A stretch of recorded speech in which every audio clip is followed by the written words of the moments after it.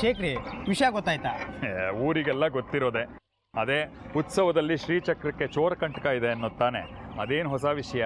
ಅದು ಹಳೆ ವಿಷಯ ಇರ್ಬೋದು, ಆದ್ರೆ ಹೊಸ ವಿಷಯ ಒಂದಿದೆ.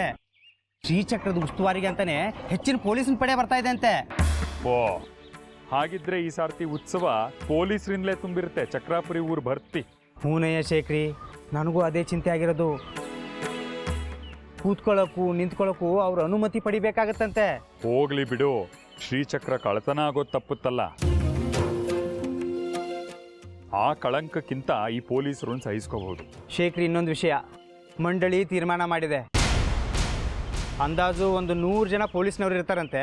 ಅವ್ರಿಗೆಲ್ಲ ಇಲ್ಲೇ ಊಟ ತಿಂಡಿ ವ್ಯವಸ್ಥೆ ಆಗ್ಬೇಕಂತಪ್ಪ. ಇನ್ನು ಮುಂದೆ ಅವ್ರಿಗೂ ಸೇರಿಸ್ಬಿಟ್ಟು ನೀನು ಅಡುಗೆ ಮಾಡಬೇಕಾಗತ್ತೆ.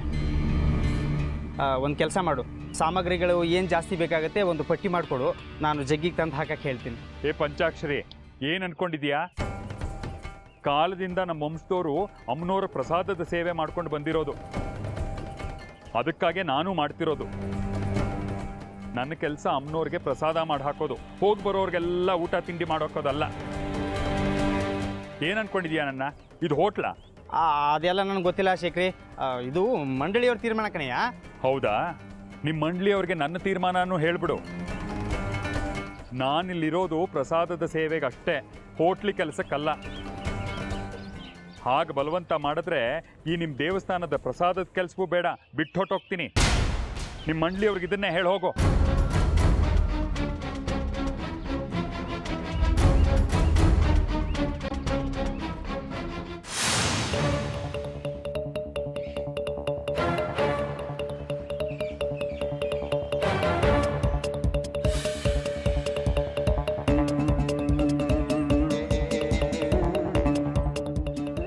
ಇಲ್ಲಿಗೆ ಯಾಕೆ ಬರಕ್ಕೆ ಹೇಳಿದ್ದಾರೆ ಅಂತ ಕೇಳು ಕಡ್ಕಿ. ಅಲ್ಲಿ ನನಗೆ ಬೇಕಾದಷ್ಟು ಕೆಲಸ ಇದೆ. ಇಲ್ಲಿ ಈ ಮಳೆಯಲ್ಲಿ ಇಲ್ಲಿಗೆ ಬಂದು ಇವ್ರ ಭಾಷಣ ಕೇಳೋಷ್ಟು ಪುರ್ಸೊತ್ತು ಇಲ್ಲ, ನಂಗೆ ತಾಳ್ಮೆನೂ ಇಲ್ಲ. ಸುಮ್ನೆ ನಾನೇ ಇವನ್ ಕರೆಸಿಲ್ಲ ಅಂತ ಹೇಳು ಕಡ್ಕೆ. ಶ್ರೀಚಕ್ರಕ್ಕೆ ಸಂಬಂಧಪಟ್ಟ ಕೆಲವು ಚರ್ಚೆಗಳನ್ನ ಮಾಡಲೇಬೇಕಾಗುತ್ತೆ. ನಾವು ಸೇರ್ಲಿಲ್ಲ ಅಂತ ಅಂದ್ರೆ ನಮ್ಮ ಗುರಿ ಸಾಧನೆ ಮಾಡೋದು ಕಷ್ಟ ಆಗುತ್ತೆ. ಹಾಗೆ ಹೇಳು ಕಡ್ಕೆ. ನಾನು ಮರ್ಯಾದೆ ಕೊಟ್ಟು ಅವರು ಅಂತ ಹೇಳಿದೆ ಅಲ್ವಾ? ಈ ಮಹಾನುಭಾವನ್ಗೂ ಮರ್ಯಾದೆ ಕೊಟ್ಟು ಮಾತಾಡಕ್ ಹೇಳು ಕಾದ ರುದ್ರ ಸಿದ್ದೇಶ್ವರ ಕಡ್ಕಿ. ಈಗ ಇಬ್ರು ಸುಮ್ಮನೆ ಇರ್ತೀರಾ? ಮಾನ ಮರ್ಯಾದೆ ವಿಚಾರ ಬಿಟ್ಟು ಬೇರೆ ಯೋಚನೆ ಮಾಡಿ. ಈಗ ಬಂದ್ ವಿಚಾರ ಹೇಳು ವಿರೂಪಾಕ್ಷ. ಅಮ್ಮನವರು ನಮ್ಮ ವಿರುದ್ಧ ದೊಡ್ಡ ಆಟನೇ ಆಡ್ಬಿಟ್ಟಿದ್ದಾರೆ. ಶ್ರೀಚಕ್ರ ಕಳುವಾಗೋ ವಿಚಾರನ ಜಗಜ್ಜಾಹೀರು ಮಾಡಿ ಜನ ಜಾಗೃತರಾಗೋ ಹಾಗೆ ಮಾಡಿದ್ದಾರೆ. ಈ ಮಾರಿಗುಡಿನ ಬಿಟ್ಟು ವಿಶೇಷವಾದ ಪೊಲೀಸ್ ಪಡೆ ಚಕ್ರದ ರಕ್ಷಣೆಗೋಸ್ಕರ ಚಕ್ರಾಪುರಿಗೆ ಬರ್ತಾ ಇದೆ. ಇಲ್ಲ, ಸಾಧ್ಯನೇ ಇಲ್ಲ. ನನಗ್ ಗೊತ್ತಿಲ್ಲ, ಇದಾಗೋಕ್ ಸಾಧ್ಯ ಇಲ್ಲ. ಎಲ್ಲ ಆಗೋಗಿದೆ. ದೇವಸ್ಥಾನದ ಒಳಗೆ ಹೊರಗೆ ಹೆಜ್ಜೆ ಹೆಜ್ಜೆಗೂ ಕೂಡ ಪಡೆ ಕಾಯ್ತಾ ಇದೆ, ಕಾವಲು ಕಾಯ್ತಾ ಇದೆ.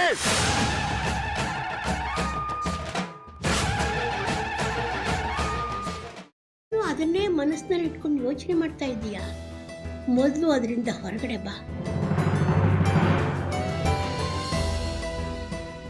ನಾನೇನು ಯೋಚನೆ ಮಾಡ್ತಿಲ್ಲ ಅಜ್ಜಿ. ನಿನ್ನ ಚಿಕ್ಕ ಮಗುವಿಂದ ನೋಡ್ತಾ ಇದ್ದೀನಿ. ಯಾವುದಾದ್ರೂ ಯೋಚನೆಯಿಂದ ಹೊರಗಡೆ ಬಂದೆ ಅಂತ ನೀನು ಮಾತು ಹೇಳಿದ್ರು ನಿನ್ನ ಮನಸ್ಸೆಲ್ಲ ಅದರಲ್ಲೇ ಇರುತ್ತೆ. ಅದಿತಿ, ಯಾವುದ್ರ ಬಗ್ಗೆ ಯೋಚನೆ ಮಾಡ್ತಿದ್ಯಾ? ಶ್ರೀಚಕ್ರ ನಮ್ಮ ಕೈವಶವಾದ್ರೆ ಇಡೀ ಜಗತ್ತೇ ನಮ್ಮ ಪಾಳೆ ಪಟ್ಟೆ.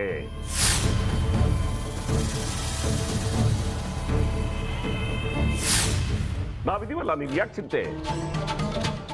ನಮ್ಮ ಆಸೆಗಳೆಲ್ಲ ಪೂರೈಸುತ್ತೆ. ಅದಕ್ಕೆ ನಾನು ಹೇಳಿದ್ದು ನಮ್ಮ ಜೊತೆ ಕೈ ಜೋಡಿಸು ಅಂತ.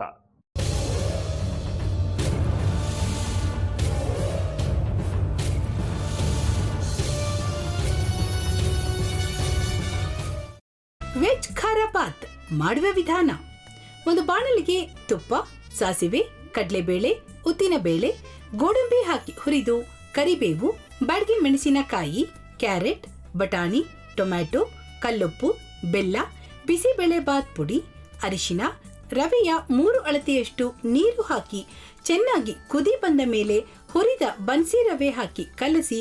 ಈಗ ವೆಜ್ ಖಾರ ಬಾತ್ ಸವಿಯಲು.